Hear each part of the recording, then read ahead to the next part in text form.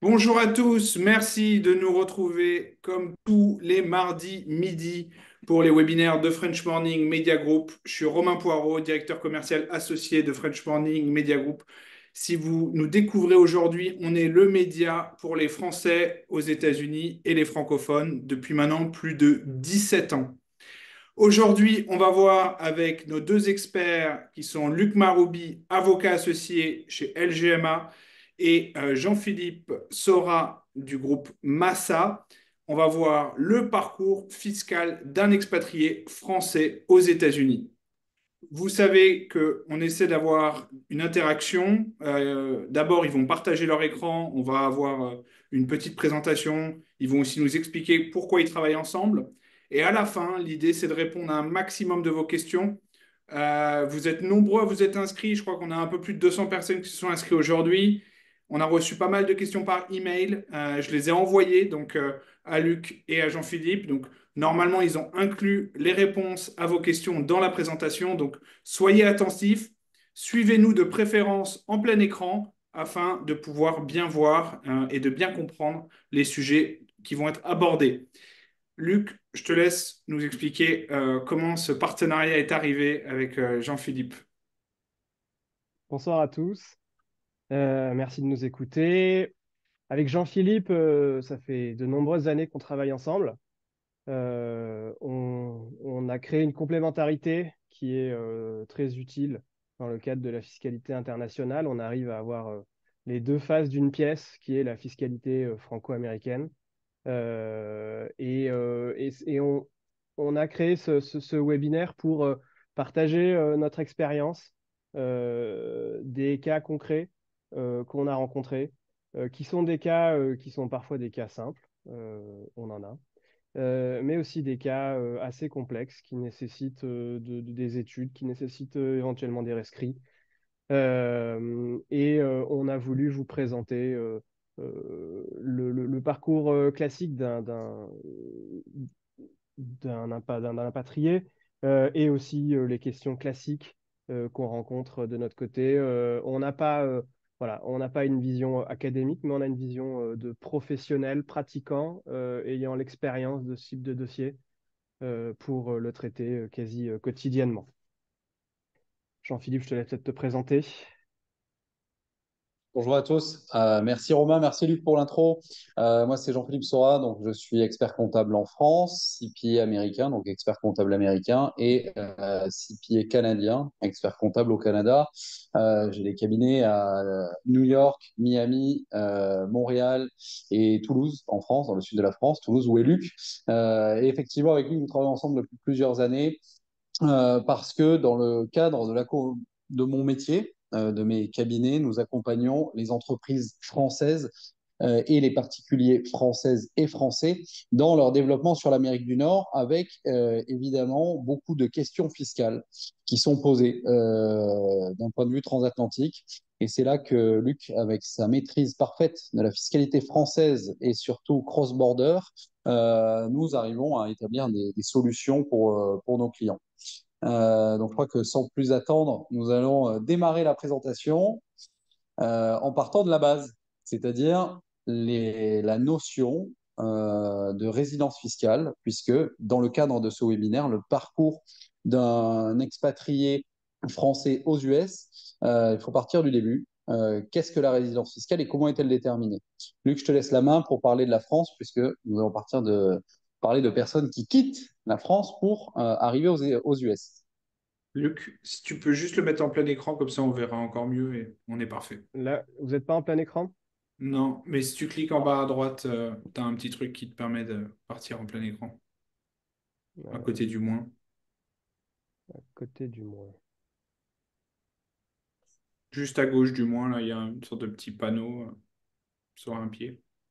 Avec un trait au milieu.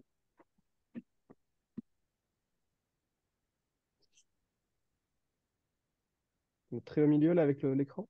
Désolé. Vous Oui. voyez pas là? Non. Bon. Peut-être que Alors, alors, tu ne allez. nous as pas mis sur le bon écran. Ah, t'as Ouais. peut-être deux écrans. Sinon, si tu veux, je partage, Ah, hein. ça y est, c'est Là, bon. là, C'est c'est bon? parfait. Merci beaucoup. Ouais, je suis On est désolé, il y avait parti. un Aucun problème de deux souci. écrans.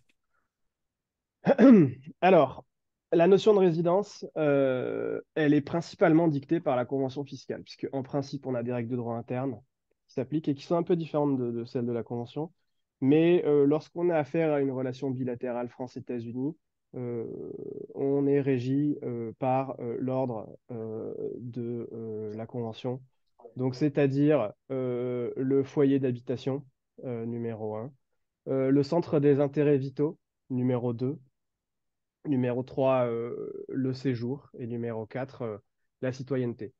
Ce qu'il faut savoir, c'est que c'est une notion qu'on traite au cas par cas, qui peut être facile à traiter dans des cas classiques. Vous déménagez, vous quittez votre résidence française, souscrivez à un contrat de déménagement et vous créez une résidence, vous prenez une résidence aux États-Unis, vous n'avez plus de résidence en France, bon voilà, vous êtes résident fiscal, vous n'êtes plus résident fiscal français. Mais après, il y a des cas où on conserve des résidences, où on a un époux qui vit dans un autre État, etc. Et tout ça, c'est des cas qui sont plus complexes et qu'on traite au cas par cas en fonction à la fois des critères de la Convention, mais aussi des critères de la jurisprudence. Voilà. Les obligations fiscales déclaratives, elles sont assez lourdes l'année du transfert. On a une double déclaration à déposer, une déclaration complète pour la période avant le transfert, une déclaration qui est limitée aux revenus de source française pour la période postérieure. Ce qu'il faut savoir, c'est que en réalité, cette double déclaration, qui n'est pas faite dans tous les pays. Il y a plusieurs pays qui traitent année par année, mais la France, elle traite vraiment au regard de la date réelle du transfert. Et ça permet en réalité de bénéficier deux fois de la progressivité de l'impôt. Donc, par exemple, j'ai des clients qui, transférant la résidence fiscale en juin, arrivent à limiter, à avoir un petit gain fiscal sur l'année du transfert. Euh, voilà. Et en matière d'IFI, pour les gens qui sont soumis à l'IFI, on change un petit peu de principe, c'est-à-dire que l'année du transfert, on déclare l'IFI de l'année, alors que l'année suivante, on ne déclarera que sur les revenus, que sur les immeubles situés en France. Voilà, cette façon de voir la résidence, elle est un peu différente aux États-Unis. Exactement, parce que aux États-Unis, la résidence fiscale est déterminée par trois tests. Donc, pour ceux qui ne le savent pas, attention, aux États-Unis, on a l'IRS, donc le fisc fédéral. Tous les résidents fiscaux américains vont être soumis aux mêmes règles. Et après, on va avoir des règles au niveau des États. Ça, nous allons le voir un peu plus loin. Donc, on a toujours une fiscalité qui va être fédérale, État et parfois ville pour les personnes qui vont déménager ou qui sont à New York City. D'autres États comme la Floride n'ont aucun impôt État, il n'y a pas non plus d'impôt sur la ville, donc on est soumis qu'à la fiscalité fédérale. Euh, Là, pour simplifier, nous allons nous contenter de la fiscalité fédérale. La notion de résidence fiscale est déterminée par trois tests. Les deux premiers sont assez faciles à comprendre. C'est la nationalité. Donc, tout Américain de nationalité doit déposer une déclaration fiscale fédérale à minima, à vie, peu importe où il va habiter dans le monde. Bon, Trump avait fait des annonces, là il a été élu, je pense que vous le savez, Trump avait fait des annonces en disant que pour les Américains vivant à l'étranger, il souhaitait supprimer cette notion de résidence fiscale américaine. Est-ce que ce sera mis en œuvre? Ça n'est pas certain. De toute façon, on a prévu de vous faire un petit point évolution fiscale à la fin du webinaire. Donc, on a le premier test, la nationalité. Deuxième test, c'est le green card test. Est-ce que si vous avez une green card, eh bien, vous allez devoir être considéré comme résident fisco-américain, et ce, même si vous habitez à l'étranger. Et le dernier test, c'est le substantial presence test, qui prévoit que si vous avez passé 183 jours aux États-Unis sur une période de 3 ans, ok, à ce moment-là, vous êtes considéré comme résident fisco-américain. Comment est-ce qu'on va calculer ces 183 jours?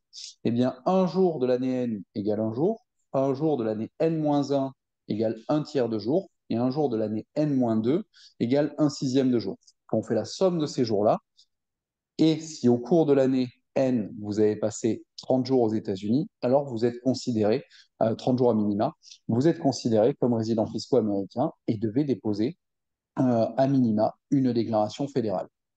On peut avoir des exceptions où il y a des personnes qui ont une résidence fiscale américaine selon le Substantial Presence Test, mais pour lesquelles on va pouvoir démontrer à l'IRS que ces personnes-là sont résidentes fiscales de notre pays, qu'elles ont des attaches économiques et familiales plus importantes dans un autre pays, et on va pouvoir faire sauter ce critère de résidence. Mais à ce moment-là, c'est un formulaire à intégrer à votre déclaration. Sinon, de fait, vous êtes considéré comme résident fiscaux. Alors, que va déclarer un résident fiscal américain? Donc, par simplification, je dis un, mais évidemment, c'est une aussi. Euh, eh bien, c'est simple. L'ensemble de vos revenus mondiaux, donc tout ce que vous gagnez partout dans le monde, mais aussi l'ensemble de ces actifs financiers étrangers. Ça, c'est très important parce que c'est souvent oublié. Et sur la compliance, donc c'est ce volet déclaration d'actifs étrangers, les pénalités peuvent être très lourdes, puisqu'on parle de 10 000 dollars par manquement. Je ne rentre pas forcément dans tous les détails parce que le webinaire serait trop long, mais gardez bien en tête qu'il faut absolument tout déclarer et quand ne croyez pas que vous pourrez cacher des choses à l'IRS, ils pourront retrouver les informations assez facilement. Les non-résidents, donc ceux qui ne répondent à aucun des trois tests, donc nationalité, green card et substantial presence test, donc des gens qui ont par exemple des biens immobiliers, eh bien, vont déclarer aux États-Unis uniquement leurs revenus de source américaine. Voilà. Donc, on va passer à la suite. Alors, on passe à la problématique suivante, qui est l'exit tax. Alors, l'exit tax, ça fait toujours peur, mais en réalité, ce qu'il faut avoir en tête, c'est qu'aujourd'hui, pour un Français partant aux États-Unis, l'exit tax, c'est plutôt une formalité. C'est plutôt une formalité. Pourquoi? Parce qu'en principe, on a un sursis de paiement qui est automatique, donc on n'a rien à payer en partant. Et en principe, on est dégrévé au bout de 2 ans ou 5 ans si le montant des avoirs détenus dépasse 2,5 millions. Voilà. Il y a des formalités à remplir. Attention, ces formalités sont devenues quand même très importantes puisque euh, euh, elles sont aujourd'hui la condition du bénéfice du dégrèvement. Ça veut dire que si on ne remplit pas les formalités, le dégrèvement peut ne pas être accordé et peut déclencher le paiement de l'exit tax dans certaines conditions, mais la jurisprudence s'est prononcée sur ce sujet-là récemment, donc c'est un gros red flag. Alors, il faut savoir aussi que c'est clairement dans le viseur de partis politiques plutôt à gauche de rétablir un exit tax dur. Et dans le projet de loi de finances dont on parlera plus tard, on a des amendements qui sont déjà passés en commission des finances, mais qui sont contre l'avis du gouvernement pour rétablir l'exit tax ancienne version, c'est-à-dire avec un dégrèvement au bout de 15 ans. 15 ans, ça veut dire que dans ce cas-là, l'exit tax vous suit pendant très longtemps, pendant toute votre expatriation. Voilà, donc exit tax, aujourd'hui, il faut faire attention aux formalités déclaratives. Le deuxième sujet qu'on rencontre très souvent, c'est l'assurance vie.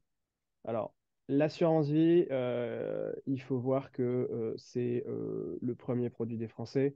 Donc, la plupart des Français qui partent aux États-Unis partent avec dans leur bagage leur assurance vie, leur fiscalité.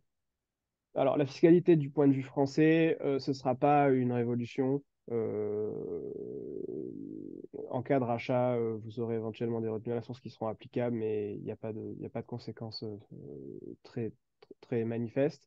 Il y a une conséquence, c'est que l'assurance vie en cas de la transmission en cas de décès est régie en partie par un régime sui generis qui n'est pas le régime de la succession et qui ne sera pas couvert par la convention franco-américaine qui est une magnifique convention négociée âprement par les États-Unis Et donc, ça pourra être, dans certains cas, assez pénalisant. Mais c'est surtout un gros sujet pour Jean-Philippe. Exactement, parce que l'assurance vie côté américain va être assez, l'assurance vie française, hein, va être assez maltraitée. Euh, Parce que, comme l'a dit Luc, elle fait partie bien souvent de la gestion patrimoniale classique française. Donc, on va arriver aux États-Unis avec son assurance vie française et souvent on pense que la fiscalité qui va lui être réservée sera la même qu'en France. Eh bien, pas du tout. Parce que sachez qu'une assurance vie française ne comporte pas de notion d'assurance, puisque en fait, c'est un placement financier qui va générer des revenus. Et donc, côté américain, on va avoir principe, donc on doit la déclarer, évidemment, comme je l'ai dit tout à l'heure, hein, déclaration des actifs étrangers, on déclare son assurance vie sous peine de pénalité, et après, on va l'imposer. Et comment est-ce qu'on va l'imposer? On va avoir deux options. La première option, on la déclare et puis il ne se passe rien tant qu'on n'a pas d'événement taxable. Donc, un événement taxable, ce serait un retrait de cash de l'assurance. À ce moment-là, tout le monde est content. Mais le jour du retrait, si vous êtes encore résident fiscaux américain, eh bien, l'IRS va vous dire, vous vous arrêtez, vous faites le calcul de la plus-value réalisée depuis votre date d'arrivée aux États-Unis ou depuis l'ouverture du contrat, si vous l'avez ouvert quand vous étiez aux États-Unis. Ok, on éclate cette plus-value-là par année et on va calculer un impôt qui va être le taux maximum de chaque année. Donc là, ça fait plusieurs années qu'on est à 37%. Avant, on était à 39,6. Dans les années 20, on était à 90. On applique le taux maximum de chaque année et on calcule les intérêts de retard. Ce qui fait qu'au final, si vous gardez votre assurance vie de 20 ans, en appliquant cette règle-là, eh bien, vous pouvez vous retrouver avec, surtout, les impôts, oui, c'est une chose, mais les intérêts de retard, avoir un coût qui va être complètement démentiel et démesuré, et parfois même être supérieur au coût de l'assurance vie. Ça, je l'ai vu une fois. Donc, ça peut faire très mal. Ça, c'est la première option qui est intéressante pour ceux qui savent qu'ils vont rester aux États-Unis de manière temporaire. Donc, vous savez que vous êtes là quelques années, vous n'allez pas toucher à votre contrat. Et quand vous rentrerez, si vous n'avez pas de green card et pas de nationalité, eh bien, vous n'aurez plus de compte à rendre au gouvernement américain. La deuxième option, sinon, est de se faire imposer de manière volontaire, donc tous les ans, sur le plus élevé entre la prise de valeur de votre contrat dans l'année, donc valeur 31 décembre moins valeur 1er janvier, moins les abondements que vous auriez fait, ça donne un montant qui va être imposé au même titre que les intérêts, ou ce que l'assurance vie a réellement généré. Donc sur le contrat, on compare les deux, on vous impose sur le plus élevé. C'est pénalisant, mais moins que la première option. Évidemment, là, vous devez choisir une option l'année de votre arrivée. Une fois que vous avez choisi, c'est trop tard, on ne va pas pouvoir revenir en arrière.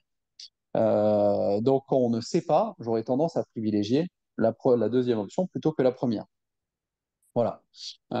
Et ça, prenez-y garde parce que bien souvent, personne ne déclare rien, voire on ne déclare pas du tout les assurances vie. Et là, vous risquez les pénalités pour non-déclaration et en plus tous les intérêts de retard qui vont s'appliquer sur les revenus générés. Alors, une fois qu'on est installé aux États-Unis, on doit déposer une déclaration aux États-Unis, puisqu'on est résident fiscal aux États-Unis, et on doit déposer une déclaration en France si on a des revenus de source française.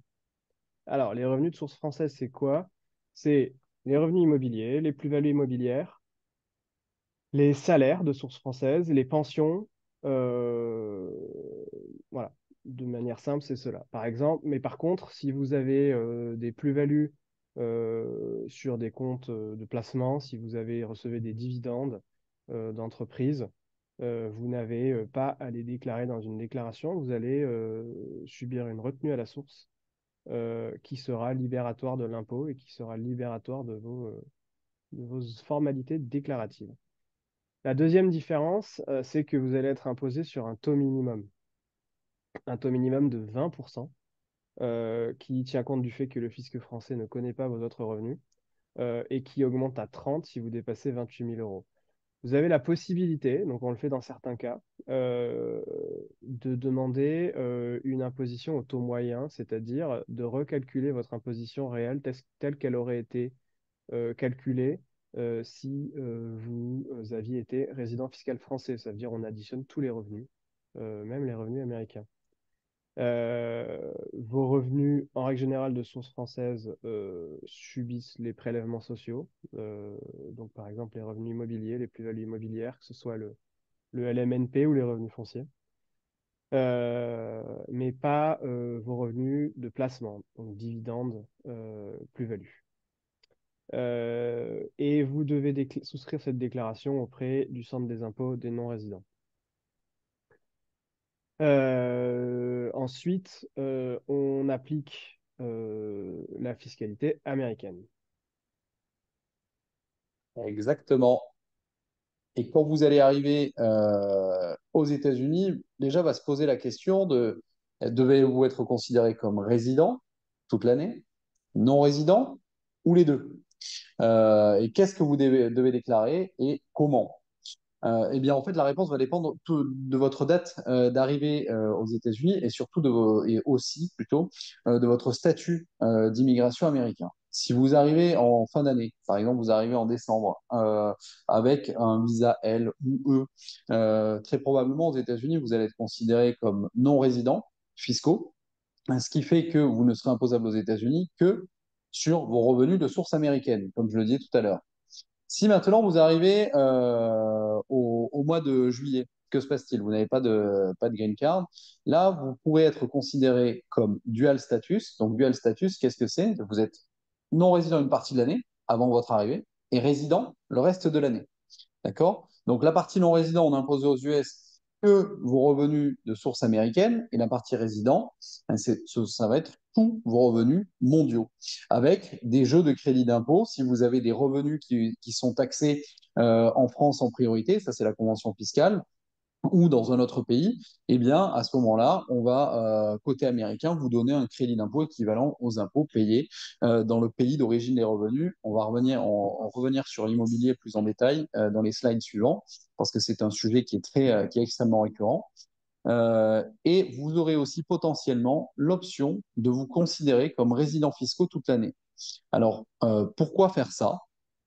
Parce que lorsqu'on est résident fiscaux toute l'année, on va bénéficier de ce qui s'appelle la Standard Deduction. Okay, donc là, elle est à pas loin des 14 000 dollars par personne. Donc si vous êtes marié, elle sera à 28 000 dollars. Donc c'est un abattement que vous avez sur vos revenus ordinaires, ce à quoi vous n'avez pas le droit lorsque vous êtes en dual status. En dual status, vous ne pouvez pas déclarer conjointement, donc quand vous êtes marié, ce qui vous pénalise parce que vous avez des tranches d'imposition qui vont être plus resserrées. Le cas classique, si vous êtes marié, il y a une personne du couple qui a été mutée, qui va travailler aux US, l'autre personne du couple en arrivant n'a pas forcément d'emploi. Et donc, Saïlé, en tant que couple marié, va permettre de bénéficier de tranches d'imposition beaucoup plus élargies, à peu près le double de quand on faille le séparer. Et donc, la personne qui ramène les revenus va se retrouver moindrement imposée. En général, ce qu'on fait pour nos clients, on va faire tourner des simulations pour voir ce qui est le plus avantageux. Si tant est, évidemment, qu'on soit dans le cas de figure où on a le choix de faire le dual status ou le résident toute l'année. Et puis pour la période où on n'était pas aux États-Unis, et si on se considère résident, on va demander un crédit d'impôt équivalent aux impôts français qui ont été payés pour ne pas être imposé deux fois. Ça, c'est pour le niveau fédéral.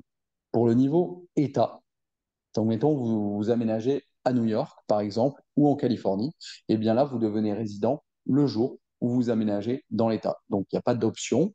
Toute la période qui précédait votre aménagement dans l'État, euh, vous n'aurez aucun impôt à payer, sauf si vous avez des revenus de source de cet État. D'accord? Et quand vous aurez aménagé, même principe, on va vous imposer sur l'ensemble de vos revenus mondiaux. Avec quand même un petit point, je parle de New York par exemple. New York ne vous donne pas de crédit d'impôt pour les impôts payés en France. Donc là, on a un petit risque de double imposition.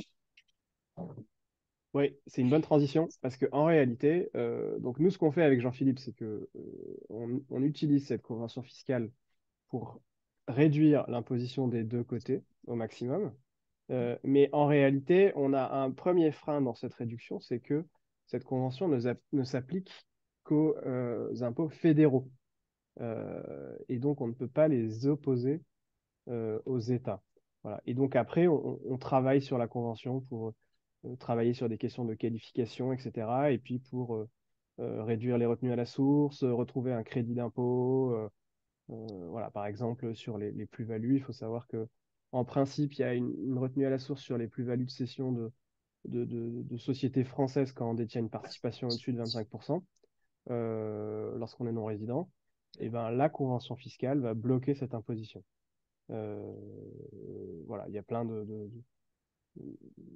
doubles impositions qui sont gérées par cette convention, même si malheureusement la double imposition continue d'exister dans certains cas. Il y a quelques cas où la convention fait notamment un arbitrage qui est malheureux entre les gens qui ont la citoyenneté et ceux qui ont la green card. Et qui sont pourtant placés dans la même situation, hein, puisqu'ils sont tous les deux considérés comme résidents fiscaux du fait de leur statut. Et ben, la Convention, du point de vue français, ne les traite pas toujours pareil. Et les citoyens sont mieux traités que les green cards. Voilà. On va passer à l'investissement immobilier. Euh, alors, si mon ordinateur ne veut passer. Voilà. C'est la question centrale de l'expatrié américain. Donc, c'est toute la question de savoir qu'est-ce que je fais de mon immobilier, ou alors est-ce que j'investis dans l'immobilier en France quand je suis aux États-Unis, voilà. Donc, on est très souvent confronté à cette problématique-là. Et ce qu'il faut voir, c'est que aujourd'hui, on avait une tendance générale à guider les clients vers la fiscalité meublée, hein, la location meublée non professionnelle, principalement, alors parfois en professionnel.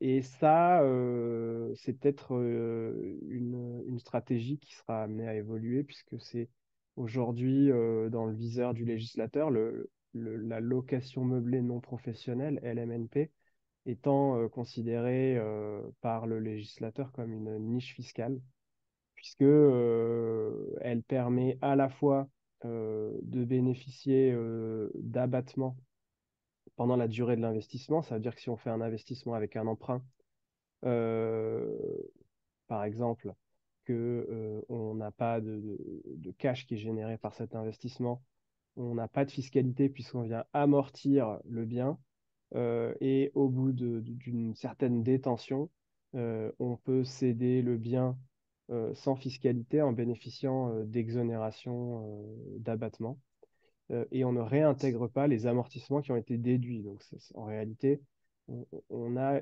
une déduction non-imposition qui a fait le succès de ce régime.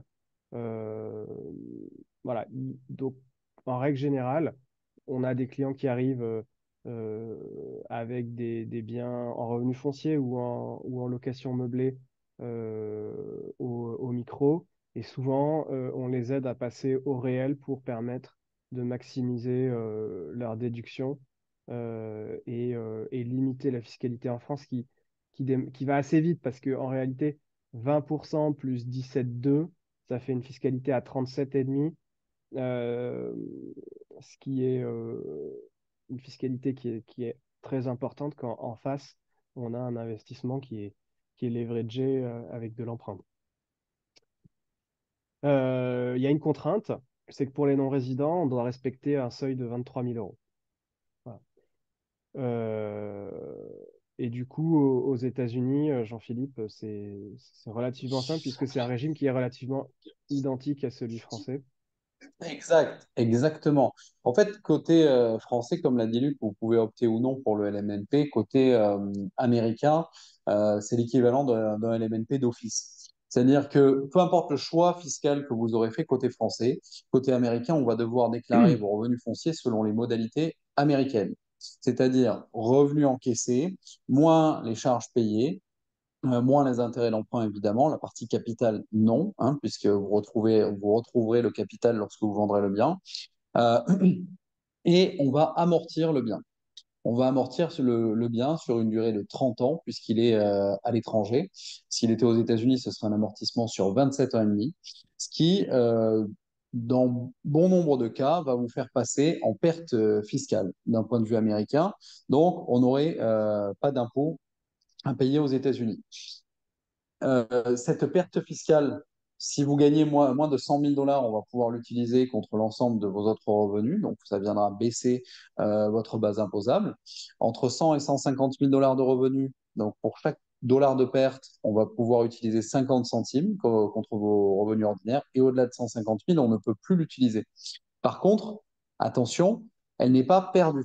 En fait, on va emmagasiner cette perte, elle va vous créer un bagage de pertes qui pourra être utilisé soit contre d'autres revenus fonciers, soit à la vente du bien. Si vous réalisez une plus-value, on va venir la minimiser via la perte cumulée que vous avez depuis bon nombre d'années. Un point quand même, c'est que Luc a dit, au niveau du LMNP, on n'a pas de récupération d'amortissement. Côté US, on va avoir une récupération d'amortissement qui va être taxée. Donc ça, c'est important de l'avoir en tête.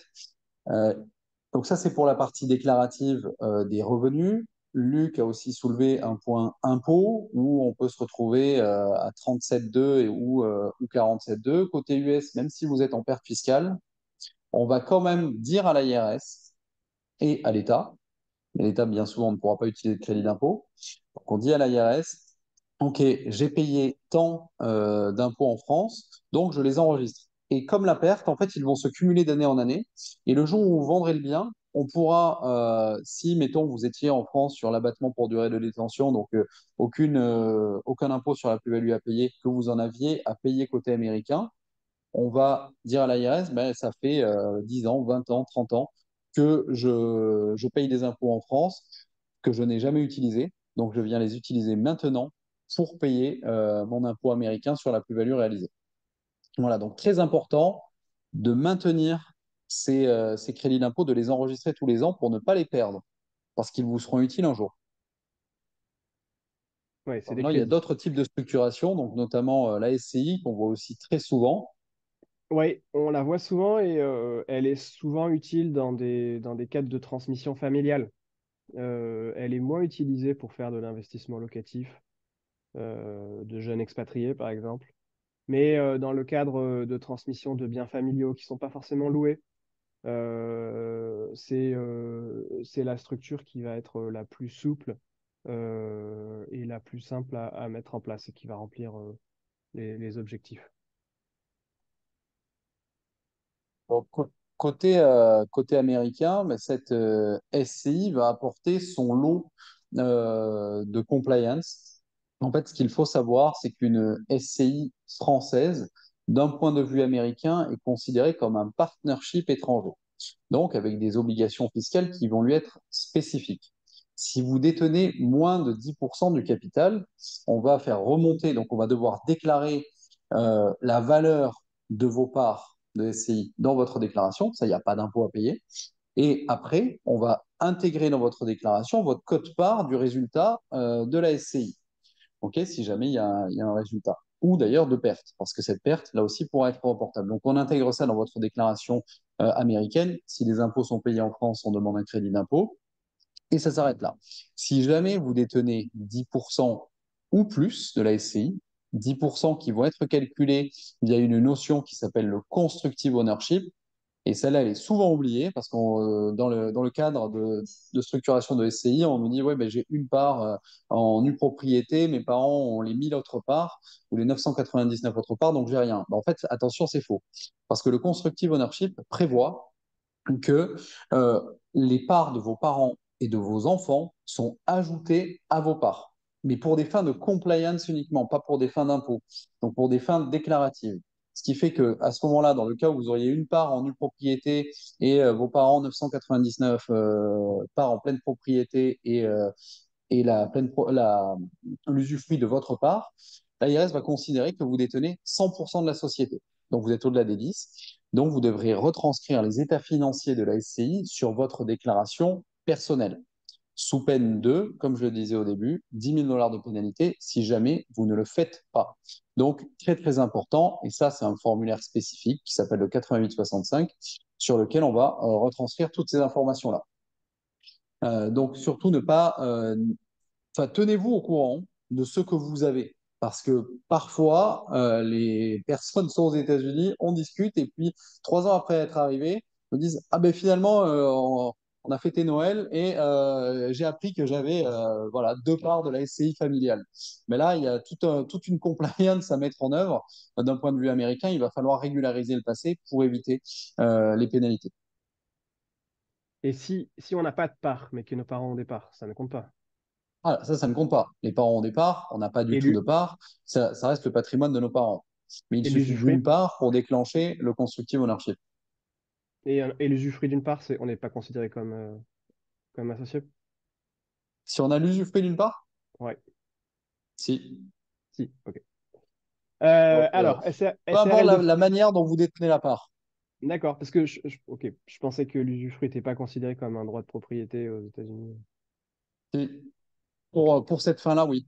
pour Si, cette si. fin-là, d'accord. Ok. On a parfois des structures en SRL de famille. Alors, la SRL de famille, c'est le moyen de faire du LMNP ou LMP avec une structure, c'est-à-dire de réunir plusieurs membres et d'éviter une indivision, par exemple. Donc c'est une bonne structure qui permet une transmission du LMNP, qui est un vrai problème quand même, bah oui, bah, du LMP surtout. Mais dans un cas franco-américain, c'est une structure qui est quand même un peu lourde, puisque on a la compliance que Jean-Philippe a précisé, et puis ensuite il y a d'autres règles qui viennent s'intégrer. Exact. Alors, la SARL, ce qui est important, c'est côté américain, ça va être de qualifier le type de structure pour lui appliquer la bonne fiscalité. La SARL de famille qui va être soumise à l'IR la plupart du temps, tu m'arrêtes plus que si je me trompe. Ouais. Euh, Côté américain, la SARL est l'équivalent d'une C-Corp, donc une société soumise à impôt sur les sociétés. On fait fi de la fiscalité qui va lui être appliquée en France. On a une limitation de responsabilité. Donc, c'est une C-Corp. Euh, et on a des actions, donc c'est une C-Corp. Côté américain, on n'a pas de transparence fiscale, comme ça va être le cas en France. Donc, on a un réel risque de double fiscalité, c'est-à-dire qu'en France, vous êtes actionnaire de cette société, vous allez payer un impôt sur le revenu. Aux États-Unis, tant que vous ne vous versez pas de cash, il n'y a pas d'impôt à payer. Mais le jour où vous allez vous en verser, là, on va considérer que ce sont des dividendes. Et donc, vous aurez été fiscalisé une fois en France, une fois aux US, sur des temporalités qui vont être différentes, des types de revenus qui vont être différents.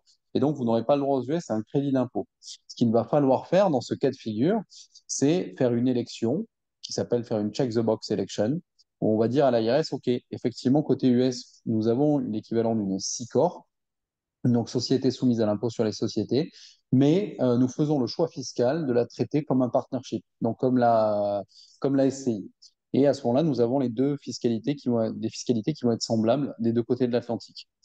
On garde en mémoire toujours la notion de constructive ownership. Donc, au-delà de 10%, on doit retranscrire les états financiers de la société sur votre déclaration personnelle, sous peine, encore une fois, de pénalité de 10 000 dollars. De toute façon, gardez en tête, hein, aux États-Unis, les pénalités pour les individus, c'est toujours 10 000 dollars quand c'est un défaut de compliance, donc défaut de déclaration d'actifs étrangers. Ok. Et SARL de famille, on n'a pas aussi la guilty tax quand on a ce mismatch entre la transparence fiscale française? Et alors, pour la SRL, non, attention, la SRL de famille, on n'a pas de problématique de guilty tax. Par contre, ça va arriver sur les SAS, les SARL ou les SA. qui, en France, vont avoir des pertes reportables et payer un. Ben ça, je vais y venir. Ok. On peut y aller tout de suite, en fait, hein, Ok, puisqu'on est du lancé. coup, on passe à la structure à l'IS. C'est la structure de foncière qu'on met en place pour des plus gros investisseurs qui dépassent les seuils du LMNP ou qui veulent plus gérer de la fiscalité personnelle, qui veulent se constituer un gros patrimoine en France avec de l'emprunt. Voilà. Là, la SAS ou la SCI à l'IS, c'est des bons véhicules en France puisqu'ils permettent la constitution du patrimoine pendant une période où il n'y a pas de cash flow sans impôt. En revanche, ça nécessite quand même une petite gestion aux États-Unis. Ouais, effectivement. Donc côté US, on a une SAS, société commerciale, donc nous sommes soumis en France à l'impôt société, comme l'a dit Luc. Et côté US, on a une C-Corp, donc on a la même fiscalité qui va s'appliquer des deux côtés. Sur ça, on est bien. On n'oublie pas que si on détient plus de 10%, on va devoir retranscrire les états financiers de la société sur votre déclaration de revenus.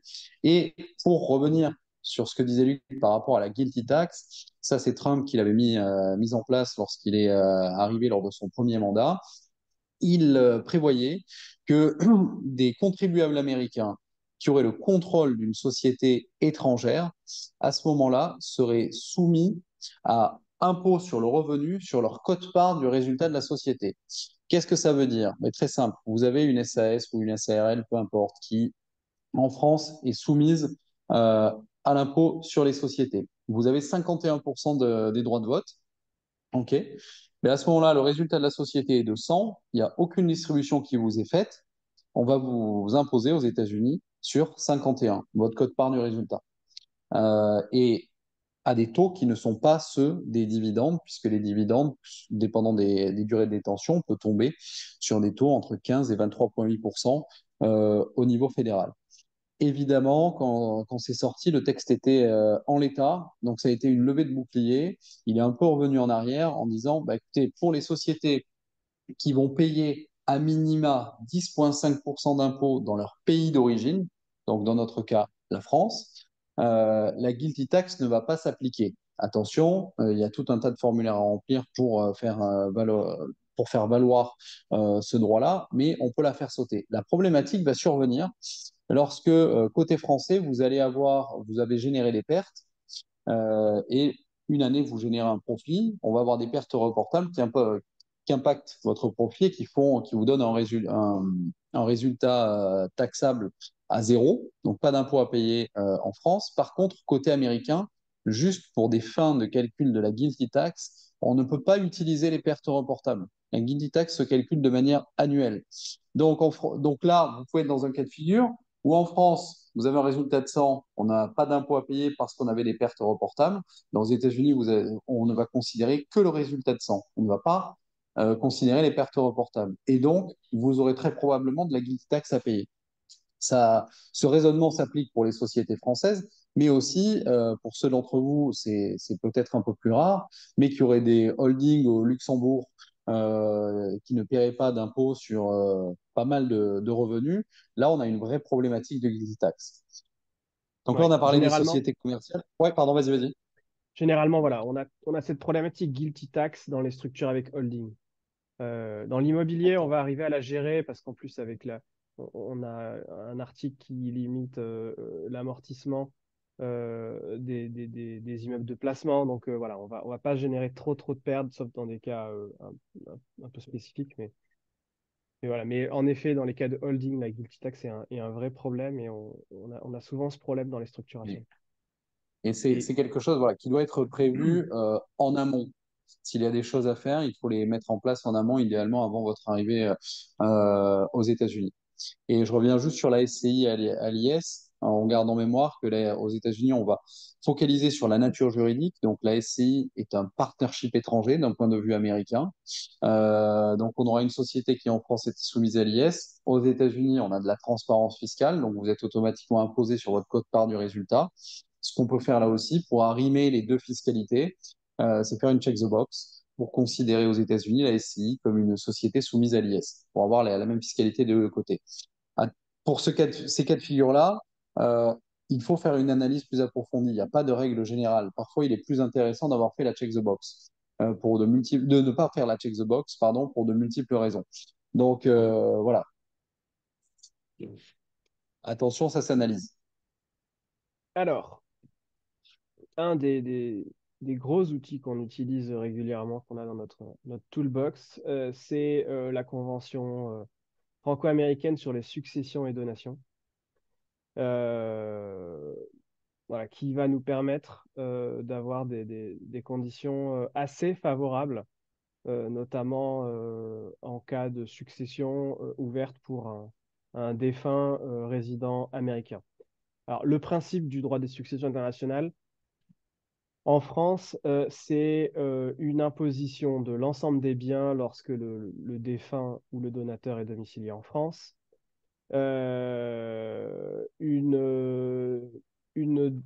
une imposition des biens reçus par un bénéficiaire s'il est domicilié en France depuis plus de 6 ans au cours des 10 dernières années, ou alors les biens qui sont considérés comme des biens de source française. Alors il faut faire attention sur cette qualification-là, parce que elle est assez complexe. Elle a été transposée par le fisc français, par la jurisprudence, de manière assez étendue. Et donc, par exemple, une société américaine qui détient un bien français, il y a beaucoup de chances, un bien immobilier français, il y a beaucoup de chances que ce soit qualifié de bien immobilier français.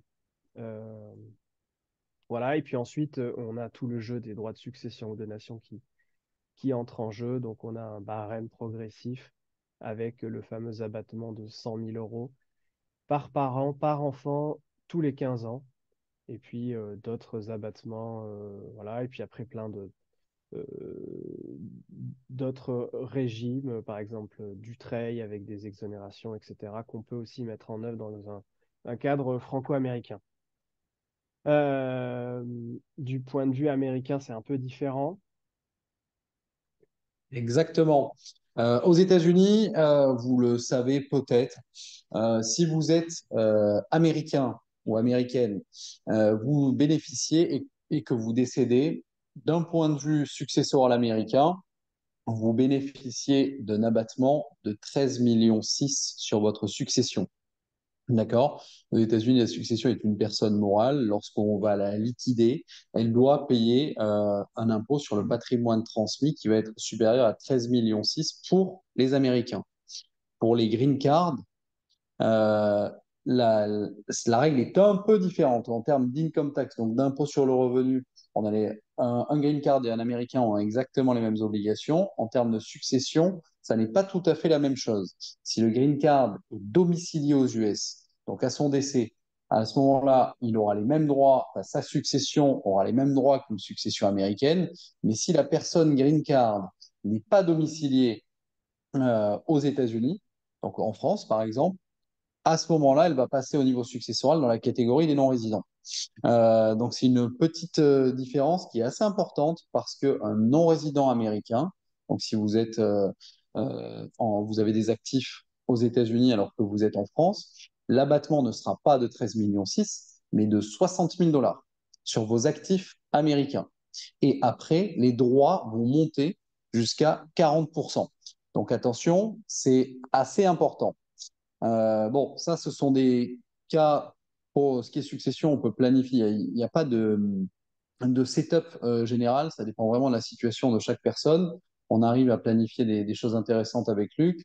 La question qui va nous être le plus souvent posée, ce qu'on va rencontrer presque quotidiennement, ce sont des résidents fiscaux américains qui ont des parents français avec des actifs français et qui me demandent mais qu'est-ce que je dois faire côté américain? Est-ce qu'on a des droits à payer aux États-Unis? La réponse est non. Vous n'avez pas de droit à payer aux États-Unis sur une succession ou une donation qui proviendrait de France par des donateurs qui sont résidents français, donc pas green card, pas US citizen, et qui ont tous leurs actifs en France. Il n'y a rien à payer aux États-Unis. Vous avez droit, pardon, il va falloir absolument déclarer ce que vous recevez. du moment que ce qui vous est transmis a une valeur cumulée supérieure à 100 000 dollars, donc on déclare tout ce qu'on reçoit, mais il n'y a pas de droit à payer côté américain. Ça, c'est important. Ouais. Voilà. En revanche, Évidemment, prendre. dans ce cas Ouais. de figure-là, on a des droits en règle générale à payer en France. Et puis à l'inverse, quand vous êtes donateur résident fiscal américain et que vous souhaitez donner des titres de société, du cash à des héritiers ou des donataires qui sont résidents fiscaux français, là, on va bénéficier de la convention fiscale franco-américaine et ce ne sera pas imposable en France. Et dans le cas où vous seriez US citizen ou green card domicilié, vous allez bénéficier de l'exemption. Donc c'est un cas qui est assez intéressant, qui permet parfois d'anticiper une succession dans le cadre d'une expatriation. En revanche, sur les immeubles, on va situer en France ou sur les sociétés à prépondérance immobilière, la Convention va attribuer le droit d'imposer au pays de situation de l'immeuble. Voilà. Ce qu'il faut voir, c'est que on a quand même des formalités à accomplir qui sont très importantes puisque elles sont le gage de l'opposabilité de ce que vous faites pendant votre expatriation auprès du fisc français, par exemple à votre retour. Euh, Ensuite, on a rencontré parfois ces sujets-là dans le cadre de dossiers, dans le cadre de vente d'une société, par exemple française, par un résident américain qui, dans le cadre de cette vente, souhaitait améliorer son imposition en réalisant des donations-cessions, c'est-à-dire donation à ses enfants avant la vente et les enfants qui cèdent. En France, ça permet de purger la plus-value. En réalité, par le biais de la fiscalité américaine, cette opération se trouve souvent neutralisée du point de vue États-Unis, puisque Jean-Philippe va vous l'expliquer, mais il n'y a pas de step-up in basis sur les donations, c'est ça? Exactement. Ça, c'est une difficulté qu'on rencontre. La notion de step-up in basis est très importante. Qu'est-ce que c'est? Lorsqu'on vous donne un bien, vous attendez à recevoir, d'un point de vue fiscal, la valeur du bien qui vous est donné au moment où il vous est donné. Côté américain, on n'entend pas de cette oreille. On va considérer, vous allez effectivement être propriétaire du bien ou de l'actif, mais s'il est donné à la valeur à laquelle la personne l'a acquis, la personne qui vous le donne, donc le donateur, l'a acquis. Ça, c'est en cas de donation.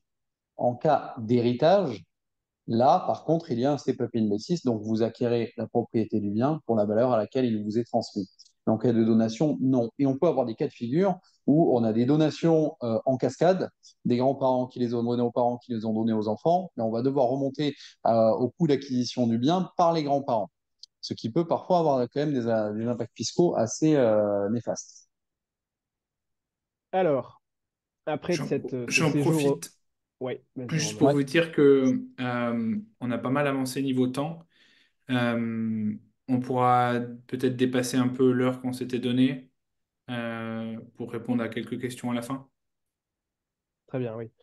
En effet, on parle de fiscalité avec Jean-Philippe, on pourrait en parler des heures et Ouais. on oublie le temps. Sujet Euh, passionnant pour nous. Je sais pas, je sais pas si c'est le cas pour tout l'auditoire, mais alors, un des dispositifs en cas, à votre retour en France qu'il faudra absolument regarder, c'est l'impatriation.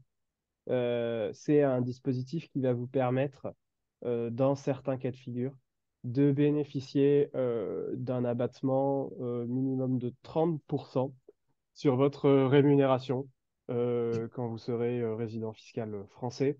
Voilà, les conditions sont assez strictes pour en bénéficier, mais ces conditions ont été quand même assouplies depuis quelques années, donc on en voit de plus en plus. Et ce qu'il faut savoir, c'est que c'est un régime qui dure 8 ans, donc c'est un régime qu'il faut absolument traiter, et on traite très régulièrement ce sujet-là.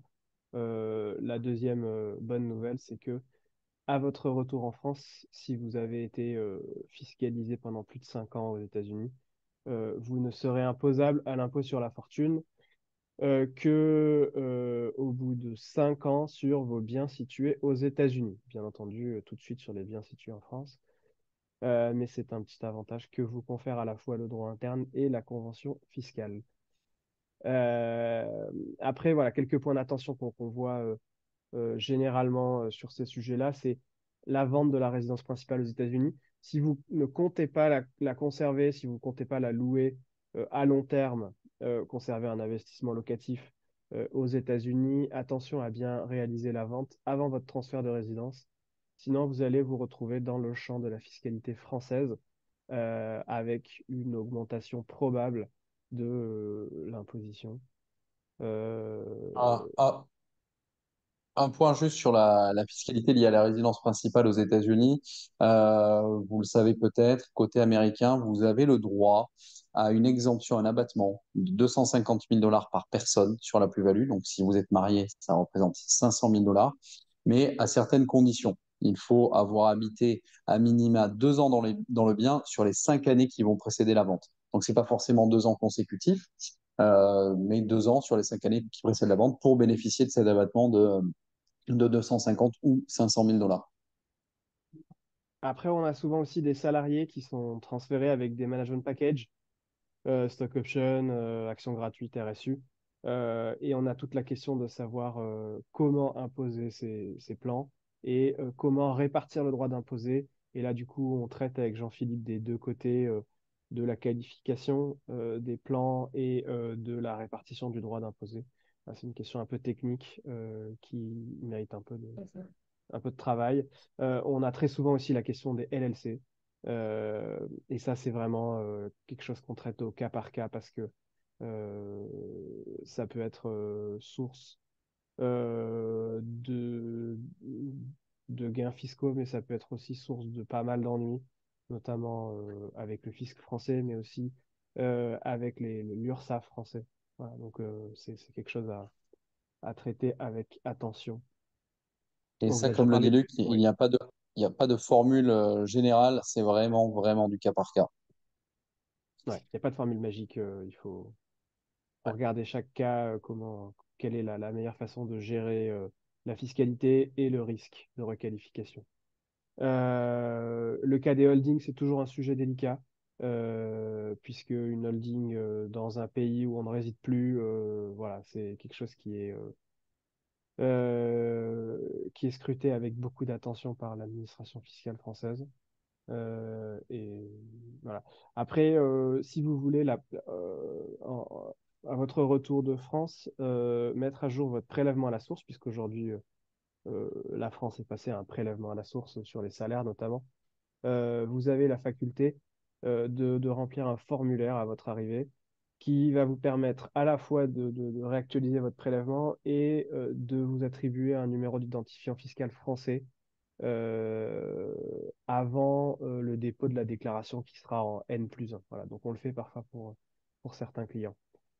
Euh, on a voulu aussi introduire dans cette présentation une petite aperçu de la modification de la fiscalité, puisque vous savez, l'an dernier, on avait fait cette conférence et j'avais dit que vraisemblablement, la fiscalité n'allait pas changer avant la fin du quinquennat Macron, et je me suis trompé, puisque Macron nous a tous surpris en annonçant la dissolution de l'Assemblée nationale, et puis aujourd'hui, donc, un gouvernement qui ne dispose pas de majorité, avec une opposition très forte, qui a fait de la fiscalité son cheval de bataille.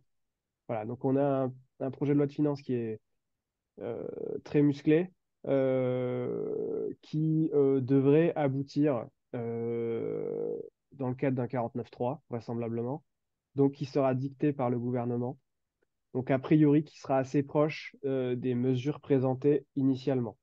Donc les mesures qui vont vous intéresser, ce sera la contribution différentielle sur les hauts revenus, qui en réalité pour les hauts revenus, donc au-delà de 250 000 euros par personne seule ou 500 000 euros par couple marié, fait monter la flat tax à 37%, en gros.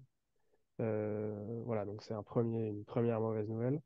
Euh, et la suppression du régime LMNP, de la non-réintégration des amortissements. Alors aujourd'hui, on a la discussion et vraisemblablement, cette suppression devrait être cantonnée euh, à la partie de la location saisonnière, puisqu'en réalité, la cible du législateur, c'est le Airbnb. Mais ce qu'il faut voir, c'est qu'en réalité, la fiscalité a été euh, prise, enfin, a été analysée par les oppositions de manière assez fine, et beaucoup de régimes sur lesquels on s'appuie pour mettre en place nos schémas sont visés. On a voilà, des amendements sur le Dutreil, sur les holdings animatrices. On a des amendements sur la plus-value immobilière, sur la suppression des abattements pour durée de détention. On a des amendements pour modifier le régime de la résidence principale, introduire une notion de durée, augmenter la flat tax, rétablir l'exit tax. Voilà. Donc, en réalité, ce qu'il faut retenir, c'est que euh, la fiscalité est amenée à évoluer, euh, et il faut, dans sa prise de décision, intégrer une quote-part de risque, de modification des régimes fiscaux. Et malheureusement, euh, il est très difficile d'anticiper quel sera le régime fiscal d'un investissement immobilier qui se débouclera dans 15, 20, 30 ans. Voilà. Bon, pour la partie américaine, les choses sont assez contraires à la France, où on voit que finalement, Luc, ce que tu dis, c'est que les niches, tout ça, vont un peu disparaître, enfin, qu'on est sur une instabilité. En tout cas, elles sont visées, elles sont Ouais, identifiées par le public, par certains groupes politiques. Voilà. Aujourd'hui, elles ne sont pas forcément dans le viseur du gouvernement, mais quel sera le gouvernement l'an prochain, c'est difficile à dire. Euh, voilà, donc il faut avoir ça à l'esprit. eh bien, côté américain, en fait, vous l'avez vu, Trump a été élu. Il veut maintenir le Tax Cut and Job Act qu'il avait fait entrer en vigueur lors de son premier mandat et qui devait prendre fin en 2025, donc dans 2 mois. Tant mieux pour les fiscalistes dont je fais partie, parce qu'au moins on n'a pas tout le tax code à réapprendre, ce qui avait été le cas quand il avait fait passer l'acte, puisque c'était une révolution fiscale. Là, il veut quand même il veut maintenir cet acte-là et en plus apporter quelques modifications au niveau de l'impôt sur les sociétés pour les plus grandes. Au niveau de l'impôt sur les sociétés, aujourd'hui, je reste sur le fédéral, on est à 21% d'impôt sur les sociétés. Il voudrait le faire tomber à 20%, voire 15% pour les sociétés qui produiraient aux États-Unis. Il souhaiterait supprimer les impôts sur les pourboires et les heures supplémentaires, supprimer les impôts sur les prestations de sécurité sociale et réinstaurer le SALT, c'est le State and Local Tax Deduction. En fait, aux États-Unis, j'ai parlé tout à l'heure de la Standard Deduction, mais il existe aussi les Itemized Deductions. Les Itemized Deductions, qu'est-ce que c'est? Eh bien, en fait, ce sont tout un tas de déductions qui, si on les additionne et si elles dépassent la Standard Deduction, eh bien, on va les utiliser parce qu'elles vont être plus intéressantes pour le contribuable. Qu'est-ce qu'elles comprennent? Les frais médicaux, lorsqu'ils dépassent 7,5% du revenu taxable, mais frais médicaux non remboursés, donc ça reste quand même assez rare. On va avoir aujourd'hui les state et real estate taxes, mais capés à maximum 10 000 dollars. Et c'est là que ce point-là vient rentrer en jeu, puisque il prévoit de retourner au système d'avant son premier mandat, où lorsqu'on payait des state taxes ou des city taxes, on pouvait les déduire, utiliser pour fin des itemized deductions, pardon, 100% du montant des state et local taxes qui auraient été payés. Et après, en plus de ça, on vient ajouter les intérêts d'emprunt jusqu'à 750 000 dollars d'emprunt et les donations qui pourraient être effectuées à des œuvres de charité. Il vaudrait aussi augmenter le Child Tax Credit, qui aujourd'hui, pour les Américains, les enfants américains, est à 2 000 dollars par enfant, soumis à certains caps de revenus. Pour les personnes qui déménagent aux États-Unis avec des enfants non américains, il est à 500 dollars. Il veut augmenter ce seuil, ce Child Tax Credit, mais jusqu'à quel niveau? On n'a pas la réponse. On voit un peu de tout et n'importe quoi. Et il veut supprimer, enfin ça il l'a dit une fois, supprimer l'imposition des Américains vivant hors des US. Donc supprimer l'obligation fiscale de plus considérer les Américains ne vivant pas aux US comme résidents fiscaux américains. Sur toutes les propositions qui pour l'instant n'ont été que des paroles, on n'a pas évidemment de propositions écrites qui ont été faites. Celle-ci, c'est celle à laquelle je crois le moins. Je pense pas qu'il le fasse. Les autres, oui, mais celle-là, non.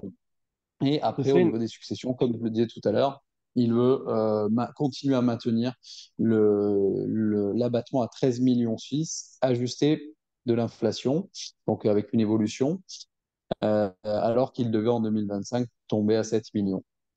Voilà. Donc, qu'est-ce qui sera vraiment réellement mis en œuvre? On ne sait pas. Voilà, on verra bien. Ouais, la suppression de l'imposition des Américains, ce serait une petite révolution puisque tout l'équilibre de la Ouais, mais ça, convention ça fiscale honnêtement, est basé là-dessus. ça, Donc, ça, ce ça, serait ça, assez je n'y crois complexe pas du à tout. mettre en œuvre. Ouais, ouais, ça, j'y crois pas.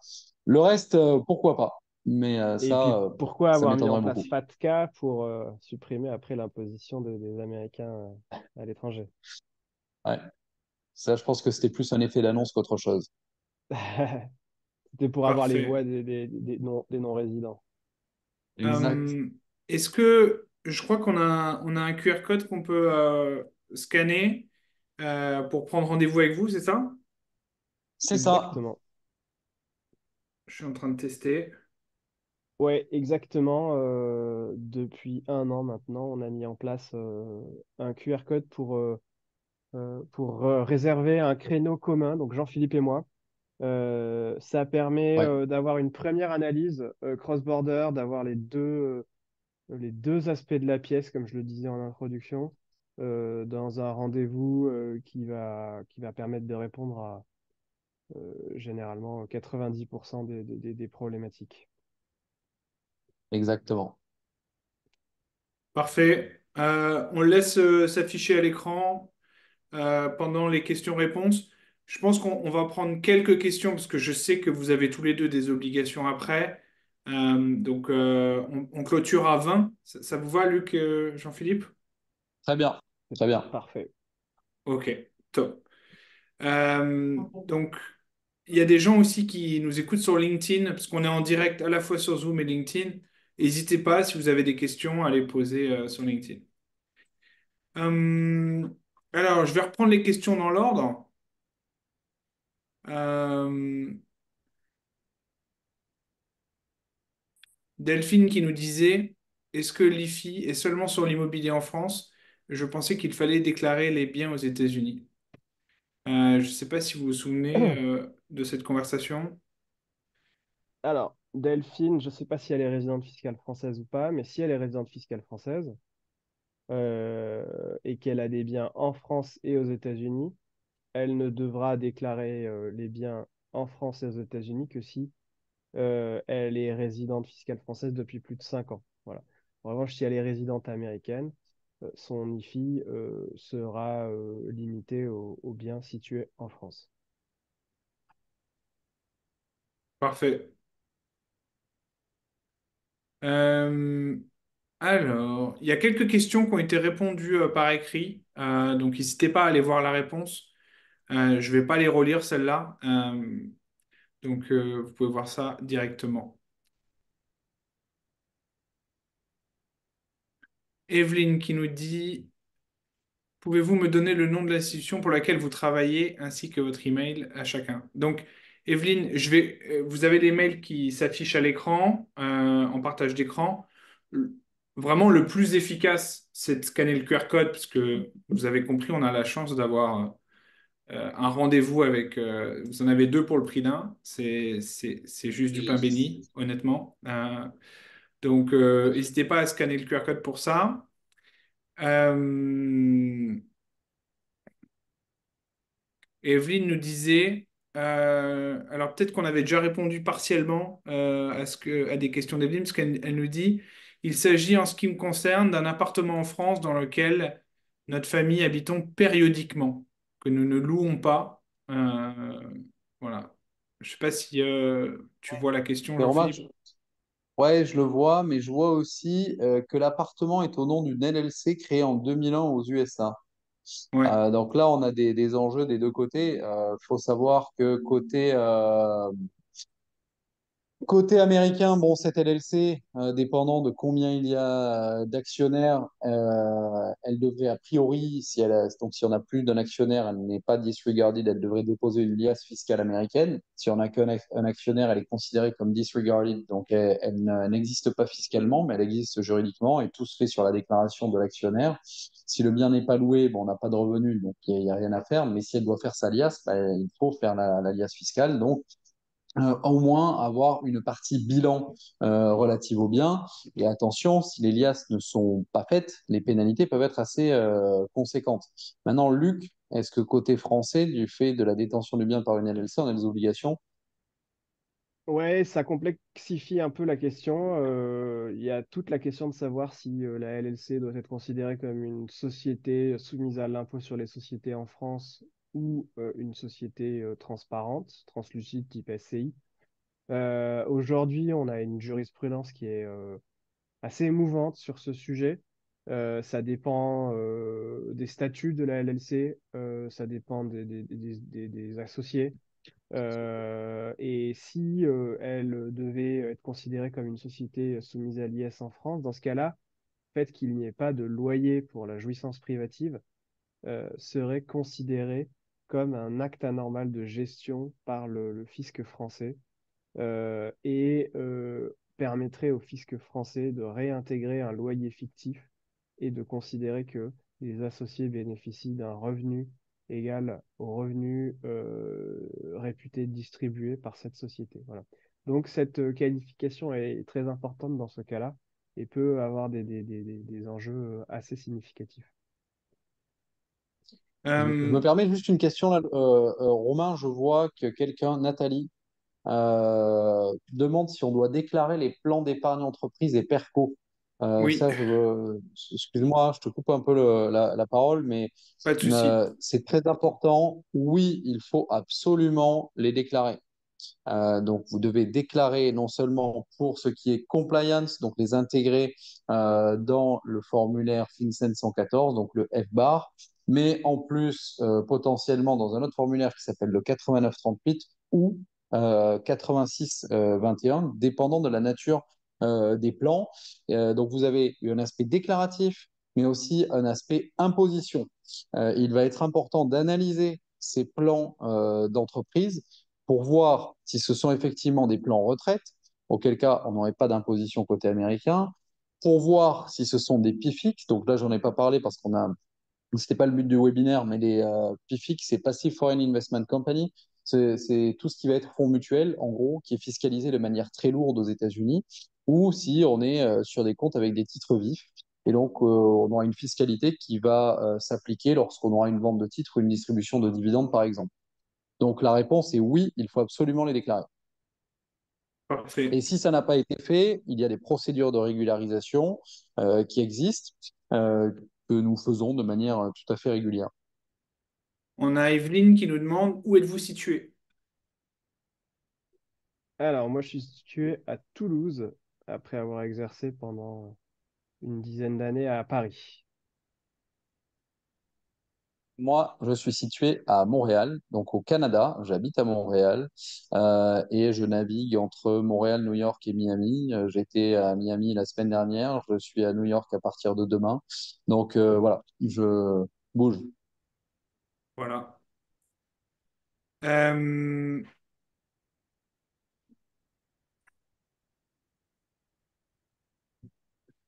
Je vois. Georgina, Ouais.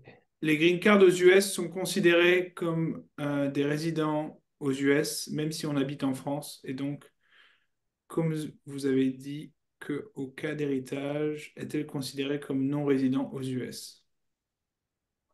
Vous la voyez Alors, cette question? donc, ouais, je la vois.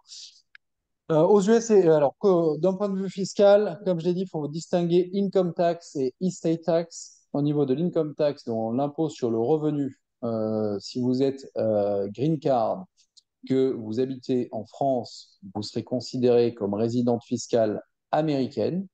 Attention, ça ne veut pas dire que vous n'avez pas d'impôt à payer en France, parce que vous êtes aussi résidente fiscale française. Donc, on a des jeux de crédit d'impôt qui vont aller dans les deux sens. Et au niveau estate tax, donc droit de succession, effectivement, si vous êtes green card et que vous êtes domicilié hors de France, à ce moment-là, vous êtes considéré comme non-résident.